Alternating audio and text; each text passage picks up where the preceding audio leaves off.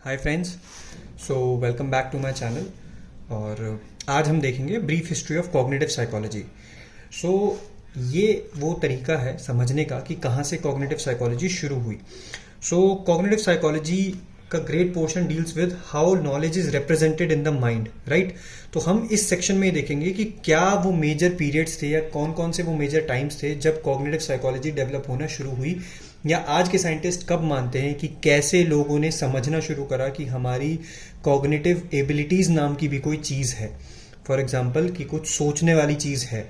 तो अभी देखेंगे कि अलग अलग पीरियड्स में कैसे कैसे बात हुई, क्या क्या उन्होंने चीज़ें करी। तो हम सबसे पहले ट्रेडिशनल आइडियाज़ देखेंगे कि सबसे पहले वाले साइकोलॉजिस्ट ने क्या सोचा था, सबसे पहले वाले साइकोलॉजिस्ट ने किस चीज़ पे ध्यान दिया था, और उसके बाद में हम अर्ली पीरियड देखेंगे।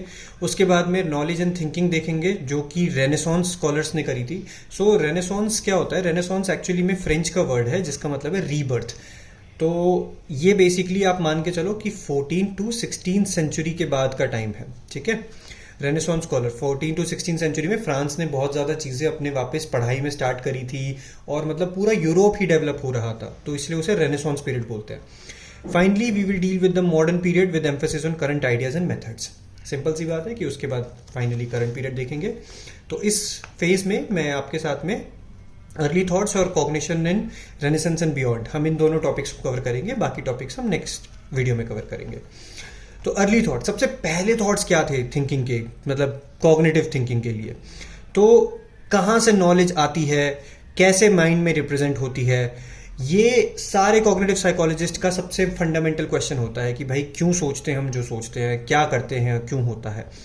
तो ये हमने सबसे पहले सोचना शुरू करा तो उसके दो आंसर निकले। दो आंसर क्या क्या थे कि एक तो एम्पेरिसिस्ट यानी कि जो एक्सपेरिमेंट करके बताते हैं सारी चीज़ों को, वो बोलते हैं कि नॉलेज कम्स फ्रॉम एक्सपीरियंस, यानी कि आपकी जो नॉलेज है वो एक्सपीरियंस से आती है। जो भी आप एक्सपीरियंस करेंगे, जो भी चीज़ का आप अनुभव करेंगे, आप उसके बेसिस पे ही आप नॉलेजेबल होते हैं।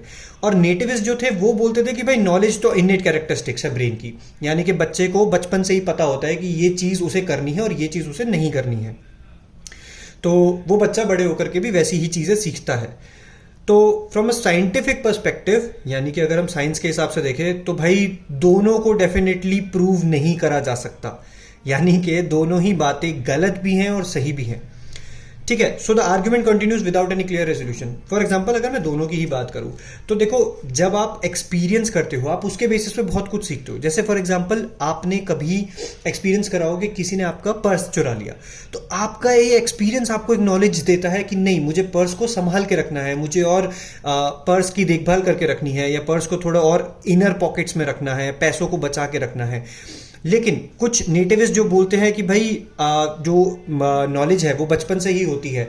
तो जैसे मानने की वाली बात है कि फॉरेन में, जैसे यूएसए में जो बच्चे बड़े होते हैं और इंडिया में जो बच्चे बड़े होते हैं, उनके बीच में एक बेसिक डिफरेंस है एक्सपीरियंस का, नॉलेज का, इन सारी चीज़ों का, या उनका थिंकिंग पैटर्न भी डिफरेंट है, जिसको हम आज की डेट में मतलब हमारा गैप बोलते हैं कि भाई बाहर के अंग्रेज तो बहुत ही अलग हैं, हमसे अलग हैं, वो हमारा कल्चर नहीं समझते हैं, वो हमारे को नहीं जानते हैं। तो ये डिफरेंस नेटिविस्ट एक्सप्लेन करते हैं कि देखो ये इस वजह से डिफरेंस आता है क्योंकि वो पहले से ही वो कल्चर समझते हैं।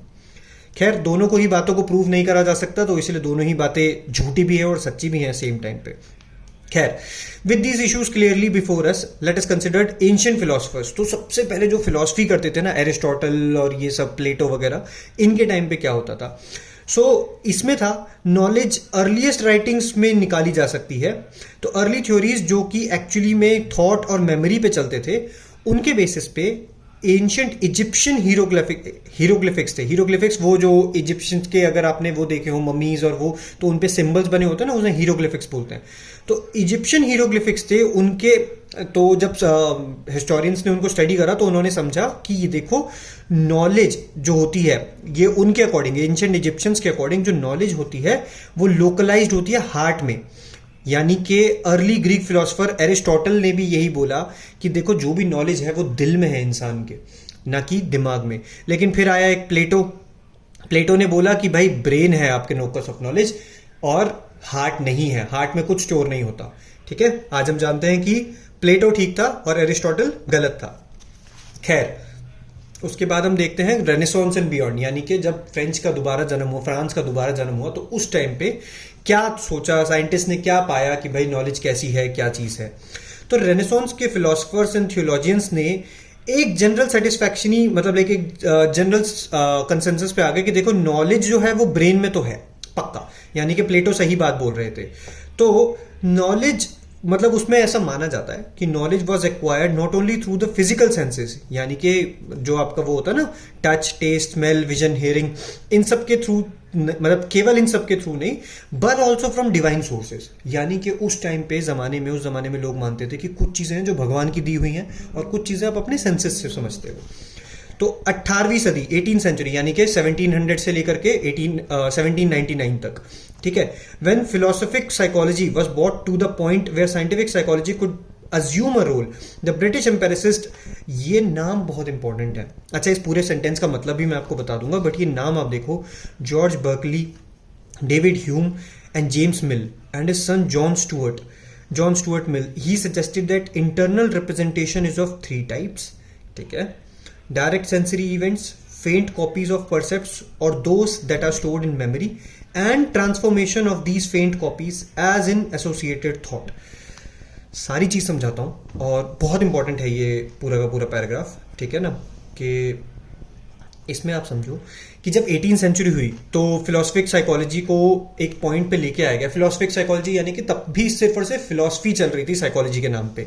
तो फिलोसफिक साइकोलॉजी में एक पॉइंट आया जहां पे साइंटिफिक साइकोलॉजी एक रोल ले पाई, यानी कि हम एक्सपेरिमेंट करने लगे कि जो भी हम फिलोसफी में बोल रहे हैं वो सही है भी या नहीं।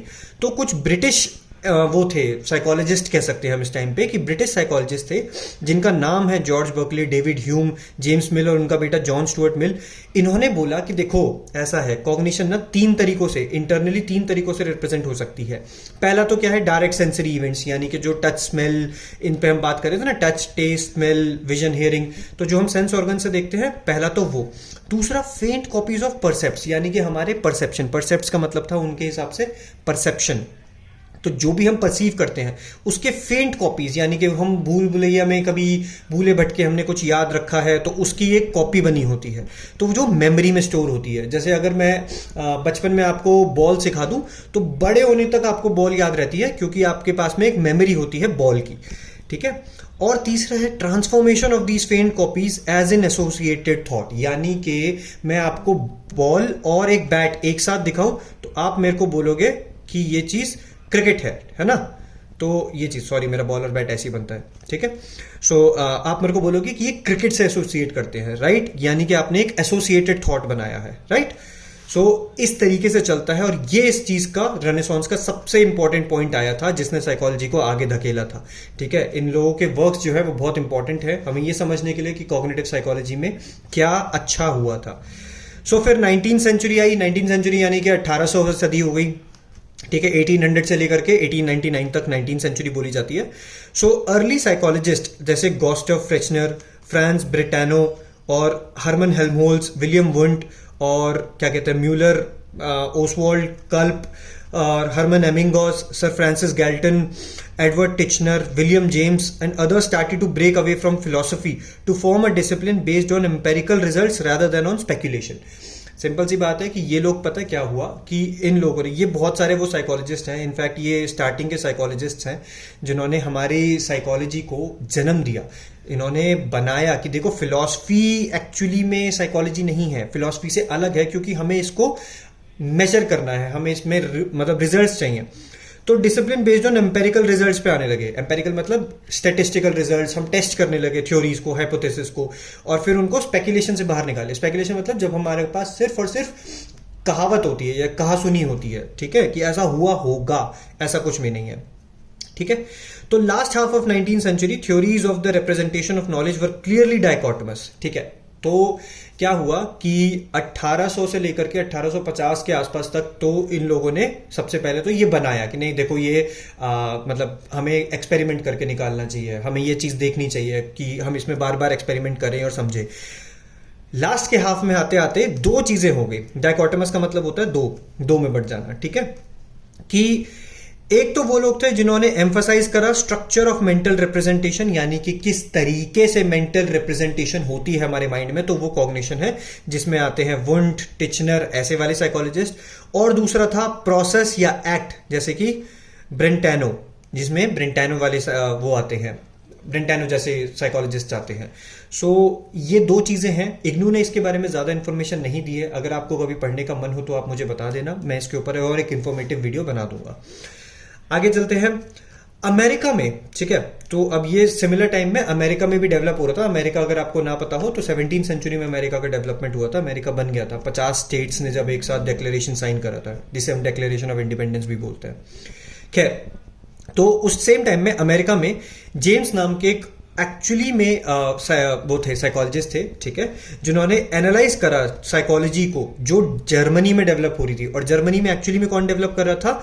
मिस्टर विलियम वुंट, ठीक है।